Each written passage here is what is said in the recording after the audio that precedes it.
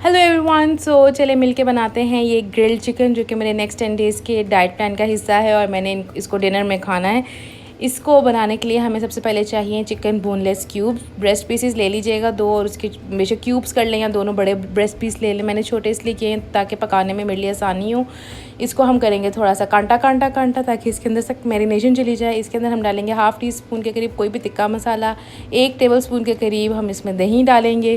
तिक्का मसाला मैंने शान का यूज़ किया, उसका फ्लेवर मुझे अच्छा लगता है, आप कोई भी यूज़ कर सकते हैं। इसके बाद मैंने इसमें डाला है हाफ़ लेमन, उसको मैंने कर दिया है स्क्वीज़ करने के बाद मैंने इसको अच्छे से मिक्स कर लिया। अच्छे से मिक्स करने के बाद मैंने इसको एक साफ़ सुथरे कांच के डब्बे में या किसी भी बॉक्स में इसको शिफ्ट कर लें और इसके ऊपर एयर टाइट लिड लगा के इसको फ्रीज़र के अंदर रख दें फॉर 2 आवर्स। और अगर पूरी रात भी रखना चाहें तो कोई मसला नहीं है।